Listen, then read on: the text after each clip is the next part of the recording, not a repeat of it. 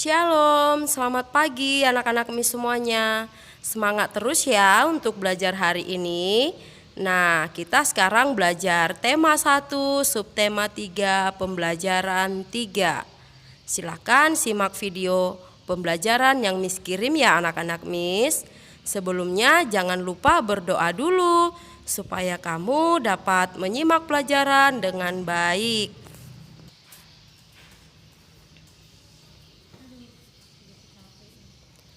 Sungguh kaya budaya Indonesia. Sebagai anak Indonesia, kita harus bersyukur dengan kekayaan ini.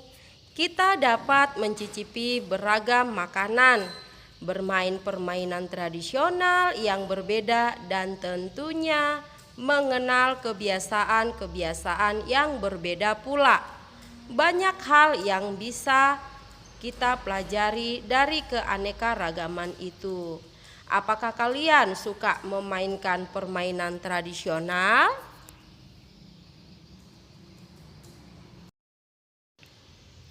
Beberapa permainan tradisional membutuhkan teriakan pemainnya. Semakin banyak yang berteriak, semakin banyak pula suara yang kita dengar. Nah, pernahkah kalian membandingkan berteriak di lapangan dengan berteriak di dalam kamar mandi?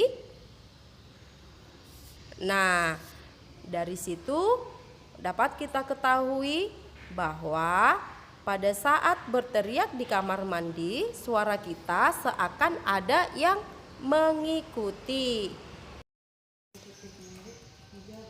Gendang bisa kita temui di banyak wilayah di Indonesia. Pernahkah kamu memperhatikan bagaimana bunyi pada gendang? Gendang dapat berbunyi jika kulit gendang dipukul. Saat dipukul, kulit gendang bergetar. Getaran ini menghasilkan bunyi. Bunyi tersebut masuk ke sebuah rongga yang terdapat di bawah kulit. Bentuk rongga mempengaruhi bunyi yang dihasilkan. Makin kecil dan panjang rongga pada gendang, maka makin nyaring bunyi yang dihasilkan. Nah, selanjutnya pemantulan dan penyerapan bunyi. Yang pertama, pemantulan bunyi. Sebuah kelereng yang kita lempar ke dinding yang keras akan mengalami pemantulan. Demikian juga dengan bunyi. Bunyi juga dapat memantul jika dalam perambatannya dihalangi oleh benda yang permukaannya keras seperti kayu, kaca, dinding, atau besi.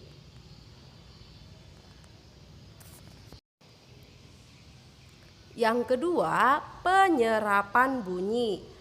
Bunyi juga dapat diserap. Benda-benda yang dapat menyerap bunyi adalah benda yang permukaannya lunak. Benda yang demikian disebut peredam bunyi. Misalnya karpet, goni, kertas, kain, busa, dan wol. Benda-benda tersebut dapat digunakan untuk mencegah terjadinya gaung atau kerdam. Dinding dan langit-langit gedung pertemuan, studio rekaman, dan gedung bioskop dilapisi dengan bahan-bahan tersebut supaya tidak terjadi gaung atau kerdam. Macam-macam bunyi pantul. Yang pertama, gaung atau kerdam. Gaung atau kerdam terjadi karena bunyi dipantulkan oleh dinding yang jaraknya tidak jauh dari sumber bunyi. Hal itu menyebabkan datangnya bunyi pantul bersamaan dengan bunyi asli yang belum selesai terucapkan. Akibatnya bunyi pantul mengganggu bunyi asli sehingga suara yang terdengar tidak jelas.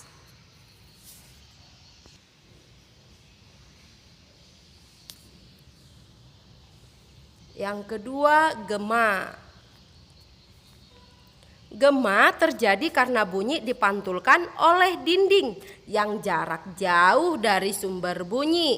Hal itu menyebabkan datangnya bunyi pantul setelah bunyi asli selesai terucapkan.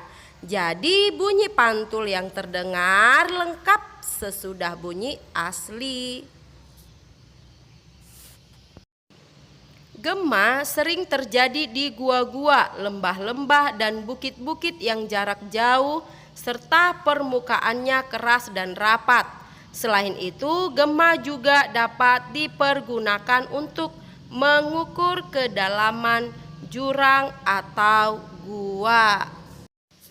Nah, dari penjelasan Miss tersebut, berarti kamu sudah mengerti bagaimana gema dan bagaimana gaung.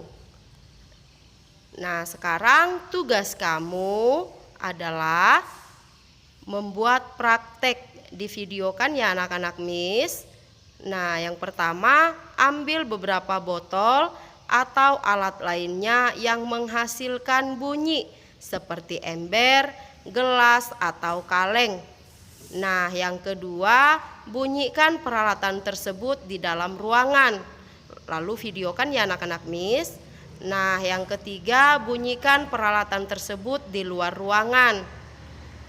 Dan yang keempat, catat hasilnya dan bandingkan. Nah, semuanya itu dapat kamu buat di sebuah video ya anak-anak Miss.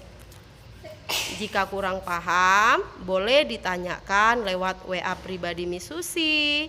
Sampai di sini pembelajaran kita hari ini. Tuhan Yesus memberkati. Shalom.